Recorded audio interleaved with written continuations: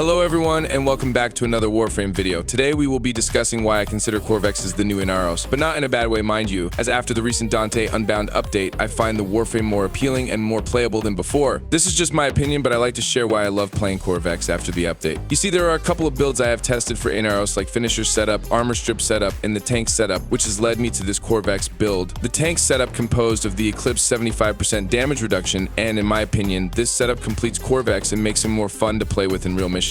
Okay, let me explain by showing you the build I have. The first build I had for Qorvex was a group and nuke setup. This has Mag's pull ability, and the reason for this is I want to maximize the full damage potential of his fourth ability. The scaling damage of Crucible Blast explosions depends on the stacks of radiation on the irradiated foes and the number of enemies in the explosion radius. This only means that the closer the enemies, the faster and higher the damage tick of Crucible Blast, hence Containment Wall was a good synergy since it can align enemies in a straight line and make them more vulnerable to the Crucible Blast scaling damage. However, Qorvex Containment Wall was kind of a clunky skill for me, and that is why I decided to replace it with Mag's pull ability. This subsume version of Qorvex is better at grouping enemies in one spot before casting your Crucible Blast. Right now I want to try a different build, and I like to go with a more tanky version of the Warframe with the help of the Eclipse ability, so I applied the same modding to the Eclipse build, and let me explain each mod on how they work for this helmet Qorvex. This is a full Umbral mod set, so we can have the highest armor for the Warframe. This will give Qorvex 2450 armor, which translates to 89.71% damage reduction on health. The addition of Karna's Carapace will increase it to 90% damage reduction, and this is what makes Qorvex insanely tough to kill before. With the addition of Eclipse, he becomes an absolute tank unit. To give you a hint of how tanky this Qorvex is, let me give you a scenario wherein an enemy can deal 10,000 damage to your Warframe. This gets reduced significantly by an Eclipse Qorvex's first. That 10,000 damage will get reduced by Eclipse and will only hit for 2,500 damage. And then, assuming that you have the full stack of adaptation, it will be further reduced to 250 damage. And finally, you have a 90% damage reduction through armor, and that 250 damage will get reduced to 25 damage. But before enemies can even deal damage to your health, it must first bypass your shields, assuming that it's not a toxin status effect. And mind you, all form of damage reduction affects both health and shields, which means that the damage reduction of both adaptation and Eclipse also works for Qorvex. And get this, it will stack with our shields, which already have 50% damage reduction to everything but toxin right now, and this will bring it to about 87.5% damage reduction. Also, damage reduction on specific damage types from adaptation mod does work with shields, so just imagine how tanky Qorvex is with the Eclipse's subsume ability. You can go with a full tank build in the mod setup I have shown you earlier. Instead of using your abilities, you can go Immortal mode by adding primed redirection plus arcane aegis in your build for shield tanking. And the health tanking will be taken care of by all of these armor and health mods paired with the arcane grace. On top of this, you can use the radiation status effect of Qorvex abilities to proc the confusion status that will make enemies attack each other. This is a sort of crowd control which adds to the tank setup of the Warframe. And finally, don't forget that with Dysmetric Guard, you will gain stacks that prevents any status effect from affecting Qorvex. This is huge for the Warframe because it doesn't just prevent knockdown effects, but this also nullified the effect of Toxin, which is the weakness of shields. This means that our shield tanking build for Qorvex will be better, and it's really an overkill tanking build, as aside from shield tanking, you also have health tanking. Lastly, I would like to clarify about the Dysmetric Guard and adaptation interaction. Dysmetric Guard kills all status effects, so some of you might say that this won't build up the damage over time reduction on adaptations such as Slash and Toxin. It can still build up the damage reduction, and you will get damage reduced from Toxin and Slash when enemies that have these types of elements will do a direct hit to you. What Dysmetric Guard negates are those looming status effects like continued damage over time because of bleed and the toxin aura that ancient toxic Eximus units have. In conclusion, both Dysmetric Guard and adaptation does work well together and provides good survivability for the Warframe. Not to mention that every skill of Eximus units, such as those that drains your energy, will be negated by Qorvex Dysmetric Guard ability, so basically, this is a complete tank setup for the Warframe. The only problem though is that you would need to put an Umbral Forma in your Qorvex to include all the Umbral mods in this build. Also, if you like playing Qorvex with abilities, then you might dislike this build as it doesn't have enough energy economy with the usual arcane energize on it. But anyway, you can still choose to give this build some ability casting by removing the arcane aegis and replacing it with arcane energize. However, range would be an issue, and this will require you to remove prime flow in your build and then replace it with the stretch mod. And then you must add blue arcane shards in your Qorvex for energy. That's a lot of investment for a Warframe that doesn't actually deal massive damage to enemies using his abilities. This is why I prefer to play Qorvex like the past Inaros right now, because even with the pull ability, the damage of his Crucible Blast is not good enough with the build I have. The build for pull that I have shown you is just a personal preference, as I like to mix survivability with ability usage, and I did try going for more damage on his Crucible Blast by adding Blind Rage in the build and adding Hunter Adrenaline for energy restoration. This allows me to use my abilities constantly even with high energy consumption, but then again, Crucible Blast is not enough, especially if you face enemies with high armor and are very tough against radiation damage. I am not trying to say that this is the best Qorvex build right now, but I like the idea of the Warframe close to being immortal, with both shield and health tanking built into his arsenal. And of course, I'm not trying to force you to play this way, but if you have the resources to make this build, then I highly advise that you try it for yourself, as it's very satisfying to play with. The rest of the video will showcase how tough a shield and health tanking Corvex is, and I hope that it will somehow interest you to try out the build. Before watching it, I humbly ask that you like and share this video to help us please the YouTube algorithm, and I hope that we see you again in our next video. Thank you so much for watching, and I hope you enjoy this new Corvex build. Squad Leader, signing off.